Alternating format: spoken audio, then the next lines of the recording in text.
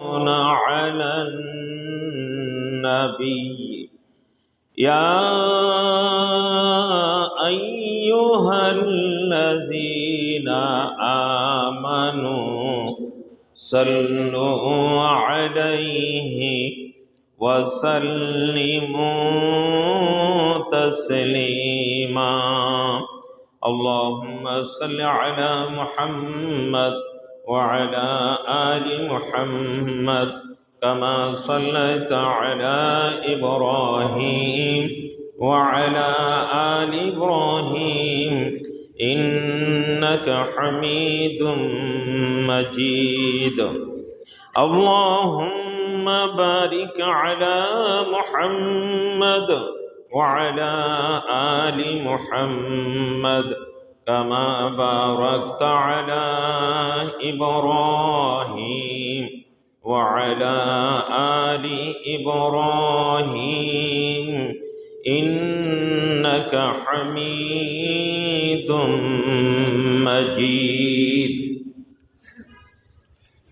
সম্মানিত মুসল্লিগণ, আমরা সেই প্রভুর দরবারে লাখো কোটি শুকরিয়া আদায় করছি যে আল্লাহ রাব্বুল আলামিন পবিত্র জুমার দিনে, রহমতের দিনে, বরকতের দিনে আমাদেরকে জুমার নামাজ আদায়ের লক্ষ্যে মসজিদে আসার তৌফিক দান করেছেন। জবান খুলে সকলেই পড়ি আলহামদুলিল্লাহ। রব্বানা লাকাল হামদ হামদান কাসীরা তয়্যিবাম মুবারাকান ফি। শত কোটি দুরূদ ও সালাম সে নবী পাকের উপর যার সুন্নাহ বা তরিকার মধ্যে রয়েছে দুনিয়ার শান্তি, আখিরাতের কল্যাণ। নবীর উপর মোহাব্বত নিয়ে জবান খুলে আমরা সকলেই পড়ি সাল্লাল্লাহু আলাইহি ওয়াসাল্লাম। সম্মানিত মুসল্লিগণ, গত জুমায় আমরা নিসফু লাইলাতুন নিসফি মিন শাবান, শাবানের অর্ধ তারিখের রাত্রি ব্যাপারে আলোচনা করেছি। তার ফজিলত সম্পর্কে বর্ণনার দিক দিয়ে সহি এবং বর্ণনার দিক দিয়ে কিছু জয়ীফ হাদিস আলোচনা করেছি। আজকে কিন্তু শাবানের 14 তারিখ, আজকে দিবাগত রাত হচ্ছে লাইলাতুন নিসফি মিন শাবান, শাবানের অর্ধ তারিখের রাত। এই যাকে আমরা শবে বরাত বলে থাকি, আমাদের মুরব্বী নিয়ামত হাজী সাহেব, মা বাবা, দাদা দাদি, নানানের, শ্বশুর শাশুড়ি রুহের মাগফিরাত, বিশেষ করে বাপমা রুহের মাগফিরাতের জন্য 5,000 টাকা আল্লাহর ঘরে দান করেছেন। শাবানের চাঁদে আল্লাহ দান কবুল করো। তার বাপমা, দাদা দাদি, নানা নানি, শ্বশুর শাশুড়ি ময়মুর রুহের মাগফিরাত নসিব করো। হাজী সাহেব আল্লাহ তুমি নেক হায়াত দান করো, আহল পরিবার নেক হায়াত দান করো। সকলে ফিরে আল্লাহুম্মা আমিন। আল্লাহর আর এক বান্দা 500 টাকা দান করেছে, আল্লাহ দান কবুল করো। আল্লাহ তার ময়মুর রুহের মাগফিরাত নসিব করো, ইমান আমলে বরকত দান করো, বালা মুসিবত দূর করো। সকলে ফিরে আল্লাহুম্মা আমিন। আমিন বললে সমপরিমাণ সওয়াব পেয়ে যাবেন ইনশাআল্লাহ। আর কার আমিনটা আল্লাহর কাছে প্রিয়, কবুল হবে, এটা কিন্তু আমরা কেউ বলতে পারি না। সুতরাং বখিলতা না করে দোয়া করবেন। দোয়ার বিরাট ফজিলত। এক ব্যক্তি তার বাবার জন্য 500 টাকা আল্লাহ দান কবুল করো, মাগফিরাত নসিব করো। যারা বেঁচে আছে হাত বাড়িয়ে দাও, সকলে করে আল্লাহুম্মা আমিন।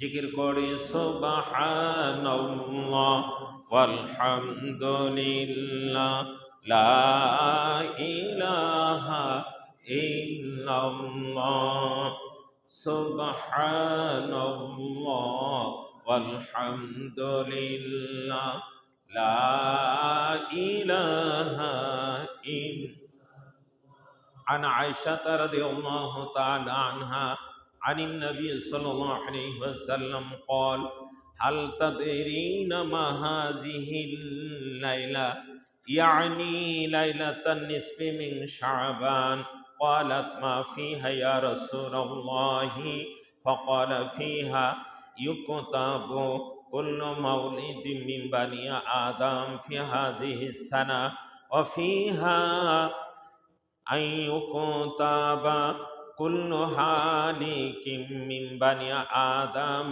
في هذه السنة وفيها ترفع أعمالهم وفيها تنزل أرزاقهم فقالت يا رسول الله ما من أحد يدخل الجنة إلا برحمة الله تعالى إلى آخر الحديث।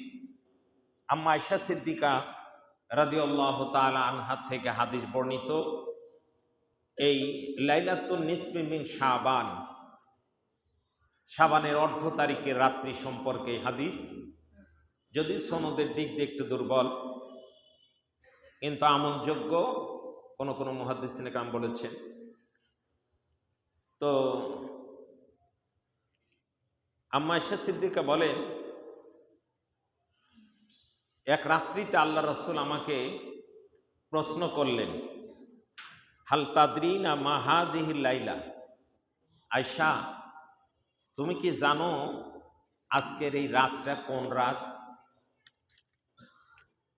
ইয়ানি লাইলাতান নিসফি মিন শাবান, অর্থাৎ শাবানের অর্ধ তারিখের রাত। এই রাতটা কোন রাত? ক্বালাত মা ফিহা ইয়া রাসূলুল্লাহ, আম্মা আয়েশা সিদ্দিকা রাদিয়াল্লাহু তাআলা আনহা বললেন, ইয়া রাসূলুল্লাহ, এই রাত্রে কি হয়, এই রাত্রের ফজিলতটা কি, আমি তো জানি না। আল্লাহ রাসূল বললেন, ফাকালা ফিহা ইউকতাবু কুল্লু মাউলিদ মিন বানি আদম ফি হাযিহিস সানা, এই রাত্রিতে আদম সন্তান কতজন জন্মগ্রহণ করবে এটা লিপিবদ্ধ করা হয়। অথচ পৃথিবী সৃষ্টির 50,000 বছর পূর্বেই সবকিছু লেখা হয়েছে। তা আমি গত জুমায় বলেছি যে এই রাত্রিতে খসড়া করা হয় বান্দার কতজন জন্ম নিবে। অফিহা আইয়ুকতাবা কুল্লু হালিকিম মিন বানি আদম ফি হাযিহিস সানা, এক বছরে কতজন মৃত্যুবরণ করবে সেটাও লেখা হয়। অফিহা তুরফাউ আমালুহুম, এক বছরের আমলটা ভালো মন্দ আল্লাহর দরবারে উঠায় নেওয়া হয়। ওয়াতুনজালু আরযাকুহুম, এবং বান্দাদের একটি বছরের রিজিক কার কতটুকুন রিজিক এই রাত্রিতে লিপিবদ্ধ করা হয়, এই রাত্রিতে খসড়া করা হয়। এটা চূড়ান্ত না, আল্লাহ রব্বুল আলামিন বান্দাকে সুযোগ দেয়।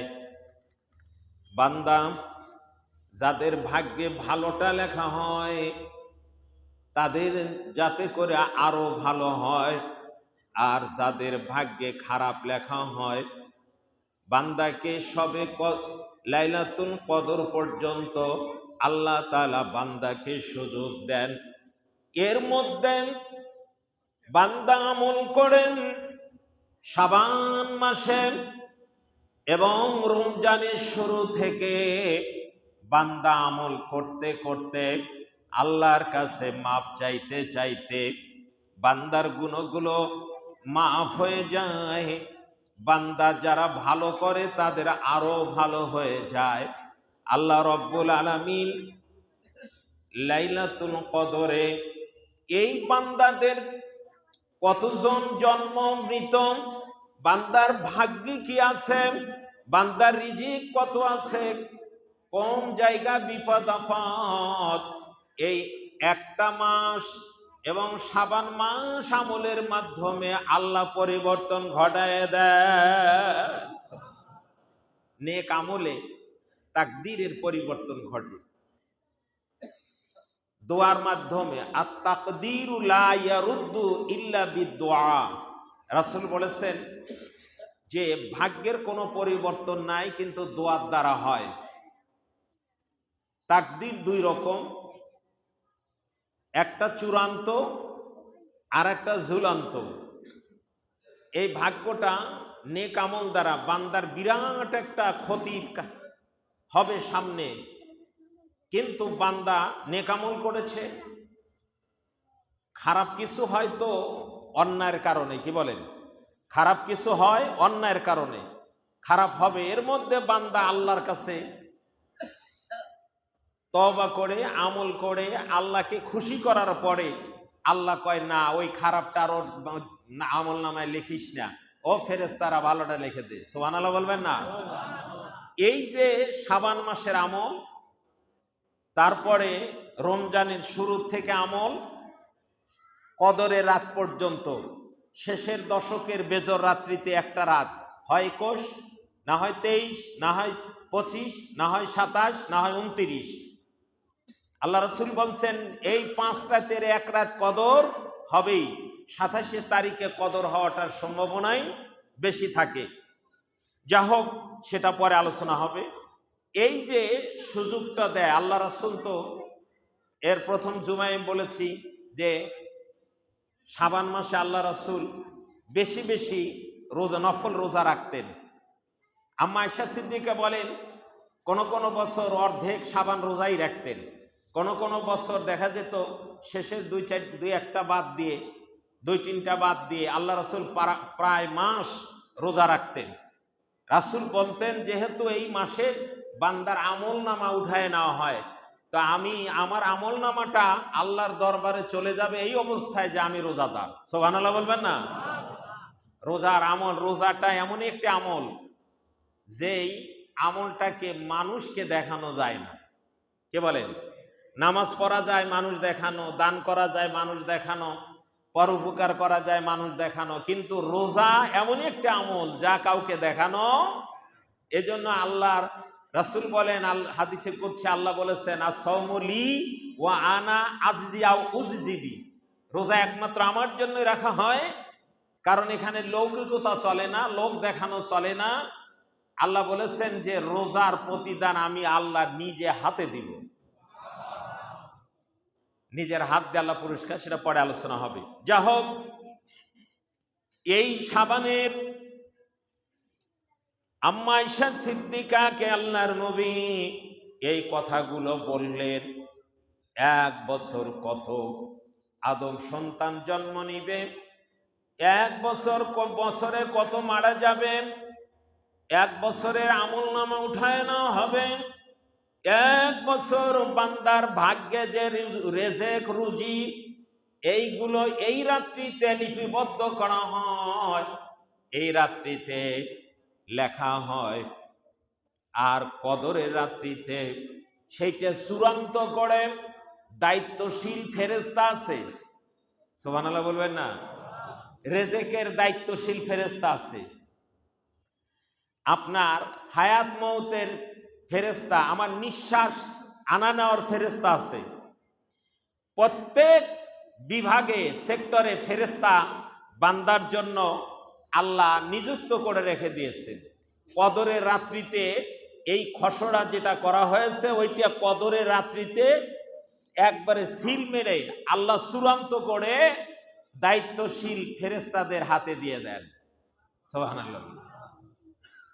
অথচ রোজার প্রথমে মুসল্লি বীর মসজিদে আটে না, আর রোজার শেষে 2-3 কাতারি 1 কাতার হয়ে যায়। কি বলেন? আমরা এত বোকা, যেই সময় আল্লাহ বেশি দিবেন ওই সময় কমে যায়। সেটা পরে আলোচনা হবে।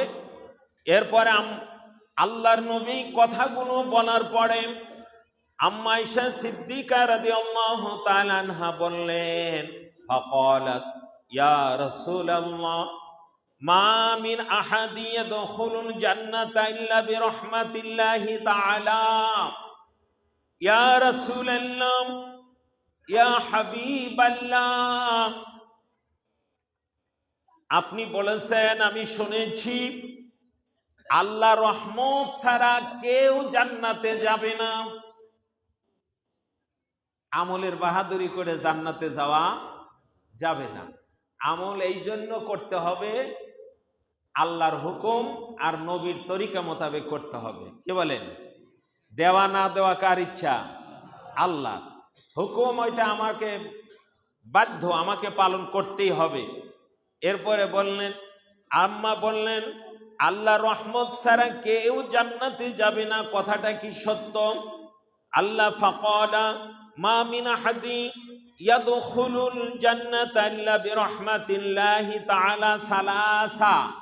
আল্লাহর নবী বললেন, আয়েশা রে, আল্লাহ রহমত ছাড়া কেউ জান্নাতে যাবে না। আয়েশা রে, আল্লাহ রহমত ছাড়া কেউ জান্নাতে যাবে না। আয়েশা রে, আল্লাহ রহমত ছাড়া কেউ জান্নাতে যাবে না। আল্লাহর নবী কয়বার বললেন? 3 বার। সালাসা মানে 3 বার।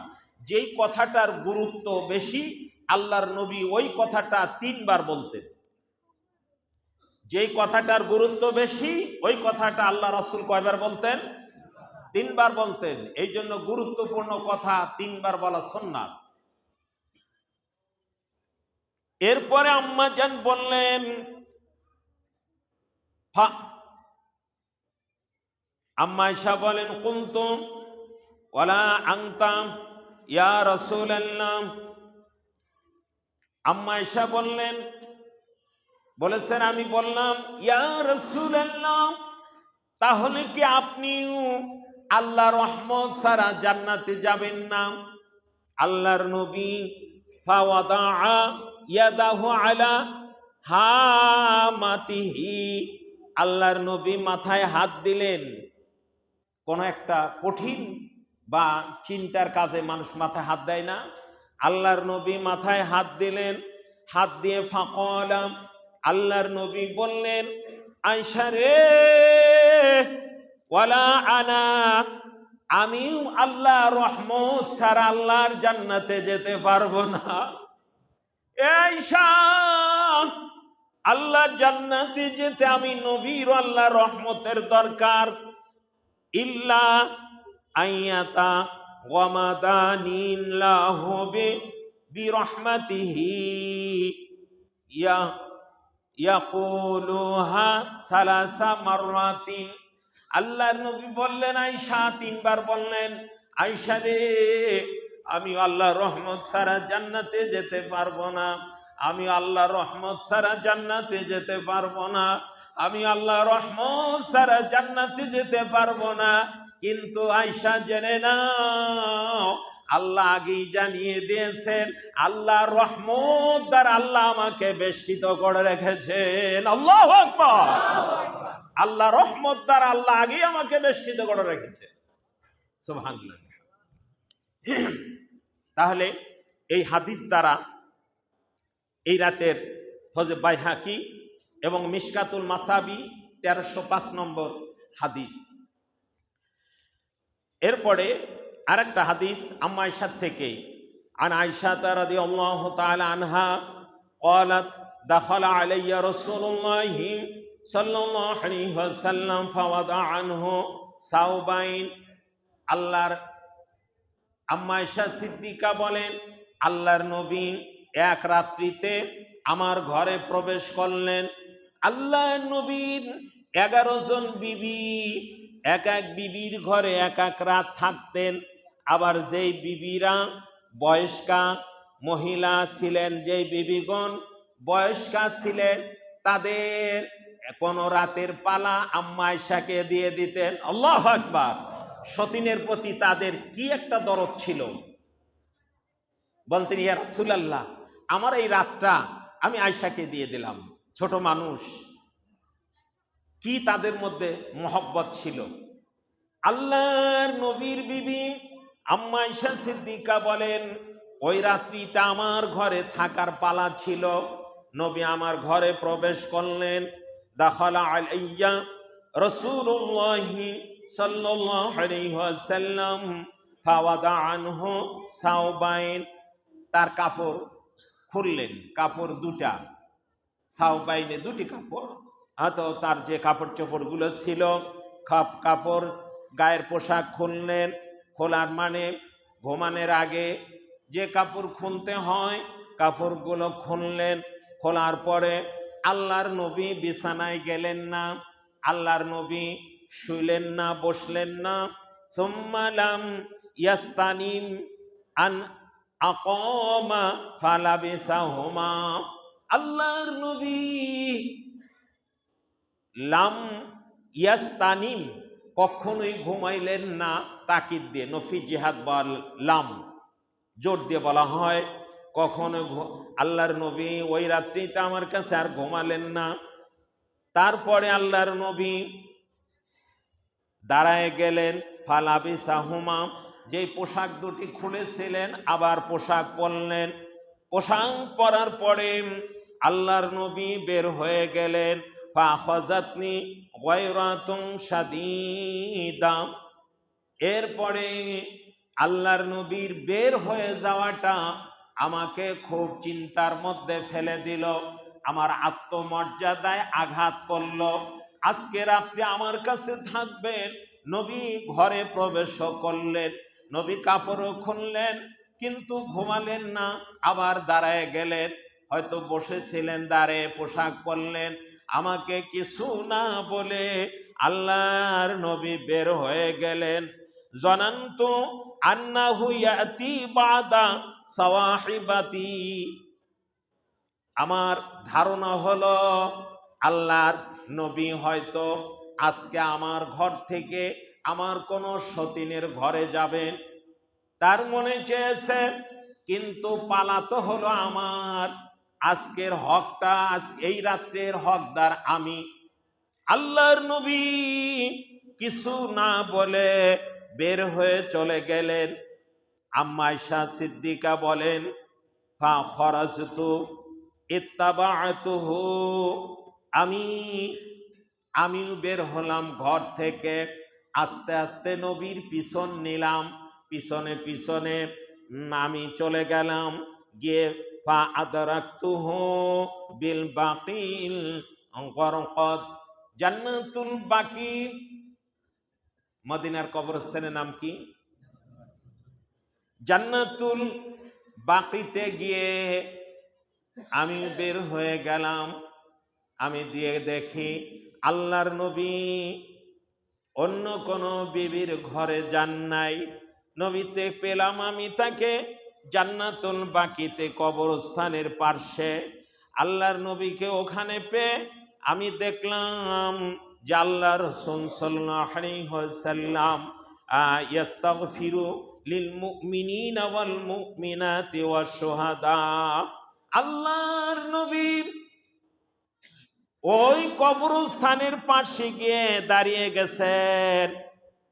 অন্য হাদিসে আছে, ফায়জা হুয়া বিল বাকি রাফি'আর রাসাহু ইলা সামা, আল্লাহর নবী আসমানের দিকে মাথা তুলে, আল্লাহর নবী আসমানের দিকে হাত তোলে, আল্লাহর নবী কাঁদতেছেন আর দোয়া করতেছেন, ইস্তাগফিরু লিল মুমিনিনা ওয়াল মুমিনাতি ওয়াশ শুহাদা।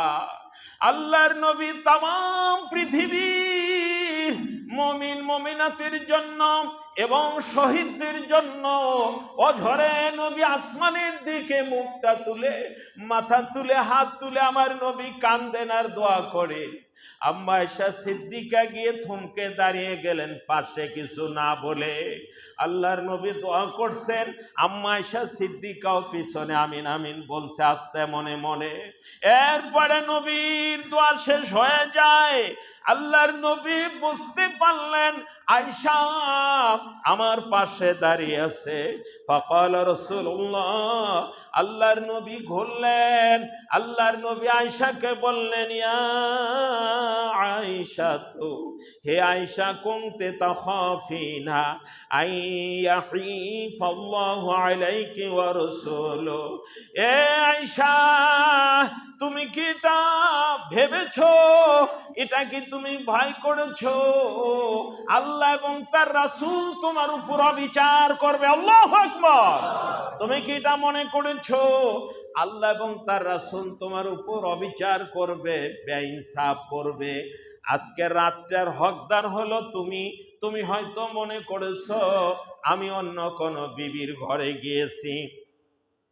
অন্য আর হাদিসে পাক বলেছেন আল্লাহর নবীর বিবি ক্বালাত কুনতু জানানতু আন্নাকা ইয়াহিফাল্লাহু আলাইকি ওয়া রাসূলুহু কুনতু জানানতু আন্নাকা আতাইতা বা'দা নিসাইক। আম্মা আয়েশা তখন বললেন, ইয়া রাসূলুল্লাহ, আমি তো ধারণা করেই ফেলেছি, আমি তো মনে মনে চিন্তা করেই ফেলেছি আপনি কোনো বিবি, আপনার অন্য কোনো বিবির ঘরে গিয়েছেন। আর আমাদের মহিলারা হইলে মিথ্যা পায় ফেলাইতো, না না না না আমি তো মনেই করিনি, অথচ কিন্তু পিছনে পিছনে গেছে। কি বলেন? পিছনে যাওয়াটাই তো বোঝা গেল যে হয়তো চিন্তার। আম্মা আয়েশা সিদ্দিকা অত্যন্ত সরল মহিলা ছিলেন, সরলা নারী ছিলেন। এর আগেও বলেছি, ওই যে আম্মা জান আপনার আল্লাহ রাসূলের জন্য রুটি তৈরি করতে গিয়ে খামির বানাতেন, খামির বানাতে বানাতে উনি ঘুমায় যেতেন, বকরি এসে সব খামির খেয়ে চলে যেত, ময়দা আটাটা খেয়ে চলে যেত। এরকম সরলা মহিলা ছিলেন। আম্মা জান বললেন, ইয়া রাসূলুল্লাহ, ইয়া হাবিবাল্লাহ, আমি তো আসলেই চিন্তা করেছি আপনি আতাইতা বা'দা নিসাই, আপনি অন্য কোন বিবির ঘরে আপনি গিয়েছেন। ফাকালাম ইন্নাল্লাহ আজ্জা ওয়া জাল, আল্লাহর নবী বললেন, আয়েশা রে তুমি কি জানো এই রাত্রিটা কোন রাত্রি? এ আয়েশা তুমি তো জানো না এই রাত্রিটা কোন রাত্রি? আল্লাহর নবী বললেন, আয়েশা রে ইন্নাল্লাহ আজ্জা ওয়া জাল, আল্লাহ রব্বুল আলামিন ইয়ানজিলু লাইলাতান নিসফি মিন শাবান ইলা সামাঈদ দুনিয়া, এই রাত্রিতে আল্লাহ অন্য হাদিসে মাগরিবের পর সামাউদ দুনিয়া, এই লাইলাতুন নিসফি মিন শাবানের রাত্রিতে আল্লাহ প্রথম আসমানে অবতরণ করে ফায়াগফিরু লি আকসারি মিন আদাদি গনামিল কালব, কলব গোত্র, মদিনা একটা কলব গোত্র, একটা আরবিক একটা গোত্র ছিল, বংশ ছিল, বিশাল বংশ। এই বংশটার কাজ হলো বকরি লালন পালন, বকরির ব্যবসা, বিশাল বড় পাল ছিল। আয়েশা রে তুমি কি জানো এই রাত্রিতে আল্লাহ তাআলা প্রথম আসমান অবতরণ করেন এবং বান্দা বান্দির দিকে বিশেষভাবে মনোযোগী হন। ফায়াগফিরু লি আকসারি মিন আদাদি শারি গনামিন কালব, এই কালব গোত্রের যত বকরি আছে আয়েশা, এই বকরির যত লোম আছে, পশম আছে, যত হাজার থাক, যত কোটি থাক, আল্লাহ রব্বুল আলামিন এই রাত্রিতে পৃথিবীর বনি আদমের অত মানুষদেরকে আল্লাহ মাফ করে দেয়। সুবহানাল্লাহ। এই রাত্রিতে আল্লাহ তাআলা মাফ করে দেন। কাকে মাফ করেন? যে মাফ চায় তাকে, না না যে শুয়ে ঘুমায়? হ্যাঁ, যে মাফ চায় তাকে, তবে শুয়ে ঘুমায় যে তাকেও। কিরকম? আপনি ঈশার নামাজ পড়ে গেলেন, 2-4 রাকাত নামাজ, কুমু লাইলাহা, আল্লাহ রাসূল এক হাদিসে বলেছেন, 2-4 রাকাত নামাজ আপনি পড়লেন বা একটু জিকির আজকার করলেন বা নাই পড়লেন, কিন্তু ঈশার নামাজটা সঠিকভাবে আপনি আদায় করলেন, তারপরে আপনি বাসায় যা ঘুমালেন, ঘুমানের নিয়ত করে আল্লাহুম্মা বি ইসমিকা আমুতু আহিয়া, এবং নিয়ত করলেন আল্লাহ তুমি সময় মতো আমাকে জাগ্রত করে দিও, আমি যাতে করে ফজরের নামাজটা জামাতে পড়তে পারে, মিস না হয়, এই নিয়তে আপনি ঘুমায় যান। ঠিক ফজরের জামাতে নামাজ এসে পড়েন, আপনার গুনাহ আল্লাহ মাফ করে দেবে। আর সারা রাত জেগে ফজরের আগ দিয়ে উঠেই নামাজ পড়বনি, ঘুমায় গেলাম, ফজর পড়লেন না, লাভ তো হলোই না, লোকসানের খাতাটাই বেশি। কি কন? এই রাত্রিতে ঘুম পারলেও আল্লাহ তাকে মাফ করবেন। কারা? যারা ওই যে মাফ চায় ঘুমাইছে। কথা না কেন? ইশার নামাজ আদায় করে মাফ চেয়ে যারা ঘুমিয়ে গেছে আল্লাহ এদেরকে, এবং ফজরের নামাজে সে পড়লো এবং মাফ চাইলো, সালাম ফিরে কি বলেন? আস্তাগফিরুল্লাহ আস্তাগফিরুল্লাহ আস্তাগফিরুল্লাহ বলেন না? কে এটা বলা সুন্নাত না? কথা বলুন।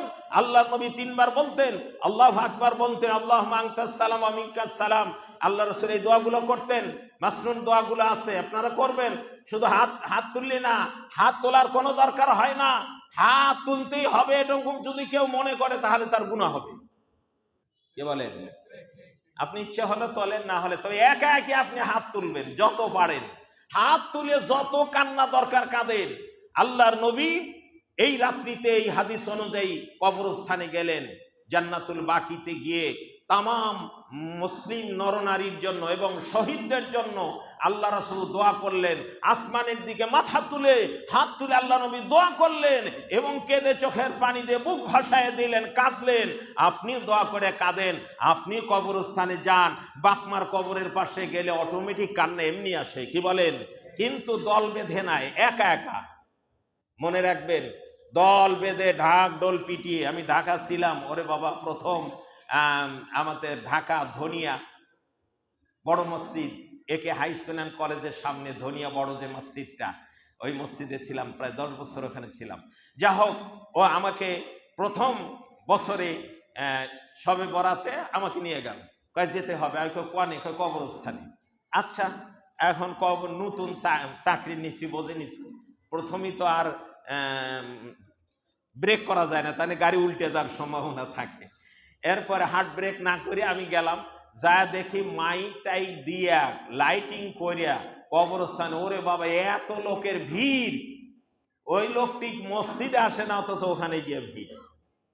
হায় হায় রে, আজকে বাপ মাক জান্নাতে দিবে, গোড়ার ডিম হবে যদি ওয়াক্তে নামাজ না পড়ো। কি কর? কথা কর না কেন? কিচ্ছু হবে না যদি ওয়াক্তে নামাজ না পড়ো। ওয়াক্তে নামাজ কি একদিনের নামাজ? একটা ওয়াক্ত নামাজ নষ্ট করেছো, হাজার লাইলাতুল বরাত পালন করলেও তোমার এক ওয়াক্ত নামাজ পুরা হবে না। যারা বলেন হ্যাঁ, ওটাও করেন এটাও করেন, এটা হলো অতিরিক্ত ওভার ডিউটি। ওভার ডিউটি করেন না আপনারা? ওভার টাইম, এটা ওভার ডিউটি। এটা হলো 4 সাবজেক্ট, কম্পালসারি নাই। 4 সাবজেক্ট দিয়ে কি করবেন? আসলটাই নাই। অতিরিক্ত কোনো লাভ হবে না। এক বেটা গেছে মাছ কিনতে, মাছালা মাছ দেয়, মাছে ওজনে দেয় কম, বেটা ফাও দিয়ে বেশি দিয়ে দেখায় যে ফাও দিল। তো যে কিনাওয়ালা কয়েকদিন ঠক খায়, একদিন গেছে যা সেইটা, তারপরে কয় যে মার ওজনের মাছ এটাই দাও আর ফাঁট দিয়ে এটাই দাও। তারপরে দিছে, দিয়ে হেরিয়া ওজন দিয়ে ঢেলে রাখছে, ঢেলে রেখে চলে যাচ্ছে। গায়ে ভাই আপনি মাছ নিলেন না, আবার আমার নিয়ে টাকা নেই। বলে তোমার মাছ তো আমি রাখছি, এটা ফাঁও দিছে, নিয়ে চলে যাচ্ছে। মাছওয়ালাকে আপনার ফাঁও দিবে? কথা কন। গাড়ির ফার ককটা দিবে না? কথা কন না কেন? উত্তম মধ্যম ককটা দিবে। ফরজ নাই, নফল নিয়ে যাও টানাটানি। আল্লাহ ফেরেশতারা কবরে যাও, ককটা উত্তম মধ্যম দিয়ে নিবে। তবে একটা কথা, এই রাত্রিতে অনেক বেনামাজি আইসা আপাতত ঈশার নামাজটা একটা ওই হলে পড়ে না, সারা বছর কিন্তু পড়ে না, সারা বছর নামাজ পড়ে না, কিন্তু এই শবে বরাতের রাত্রিতে আসে, তাও এক জামাতে ঈশার নামাজটা পড়বেন, তাও তো একটা ওয়াক্তের গুনাহটা মাফ হয়। এই ওসিলায় আজকের এই রাত্রে এই কান্নার ওসিলায় আল্লাহ তাকে সারা জীবন পাঞ্জিগানা নামাজি হিসাবে কবুল করতে পারেন কিনা? কারণ এখানে এই রাত্রিতে দোয়া আল্লাহর দরবারে কবুল হয়। জিকির করে সুবহানাল্লাহ ওয়ালহামদুলিল্লাহ লা ইলাহা ইল্লাল্লাহ মুহাম্মাদুর রাসূলুল্লাহ। এই হাদিসটা আছে ইমাম আহমদ শরীফ বর্ণনা করেছেন, তিরমিজি 736 নম্বর, আহমদ শরীফ 2618, ইবনে মাজা 1389 হাদিস নম্বর আছে, হাদিস আছে, দেখবেন হাদিস গ্রন্থে। একটা সহি হাদিস প্রায় 8 জন প্রসিদ্ধ সাহাবী থেকে বর্ণিত। আন আবি মুসা আশআরী রাদিয়াল্লাহু ক্বাল ক্বালা রাসূলুল্লাহ সাল্লাল্লাহু আলাইহি ওয়াসাল্লাম ইন্নাল্লাহা লা ইয়াত্তালিউ ফি লাইলাতিন নিসফি মিন শাবান ফায়াগফিরু লি জামি খালকিহি ইল্লা লি মুশরিকিন আও মুশাহিনিন। এটা সবচেয়ে সহি বিশুদ্ধ হাদিস। এই শবে বরাত সম্পর্কে যত হাদিস আছে সবচেয়ে বিশুদ্ধ হাদিস হলো এই হাদিসটা। এই হাদিসে আল্লাহ রাসূল বলেছেন যে এই রাত্রিতে আল্লাহ বিশেষভাবে বান্দার দিকে মনোযোগী হন। বিশেষভাবে কাদের দিকে? যারা ইবাদত করে। কি বলেন? ঈশাও পড়লেন না, ঘুমায় গেলেন, ও তো কপাল পোড়া। যারা ইবাদত করে, আপাতত ঈশান নামাজ জামাতে পড়ে, আল্লাহ তাদের দিকে বিশেষভাবে মনোযোগী হন। তারপরে আল্লাহ তাআলা জামিউ খলকিহি, আল্লাহ তার সৃষ্টি আল্লাহর বান্দা বান্দিদের যারা আসলে এই যে ঈশার নামাজে আসে বা রাত্রে ইবাদত করে তাদেরকে আল্লাহ তাআলা মাফ করে দেন। কিন্তু এদের ভিতরে ইল্লালি মুশরিকিন আও মুশাহিনিন, যারা মুশরিক শিরকি করে আর যারা হিংসুটা, এই হিংসুক আর মুশরিককে আল্লাহ তাআলা মাফ করেন না।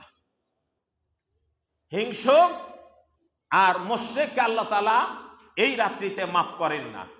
ভাইরা, আব্বা জানেরা আমার, পর্দার আলে মা বলে না, মনের মধ্যে হিংসা, মনের মধ্যে শিরকি ভরা, এইটা নিয়ে সারা রাত জেগে কোনো লাভ হবে না। কারণ মনের হিংসা আর ওই শিরকি আগে দূর করতে হবে। তাহলে মনে এ কথা ভাবা যাবে না তাহলে ইবাদত করে লাভ কি, ঈশার নামাজেও আসবো না, নাউজুবিল্লাহ। ইবাদত করবেন কিন্তু এই রাত্রে আল্লাহর কাছে তওবা করবেন যে আল্লাহ আমার মনের হিংসা তুমি দূর করে দাও।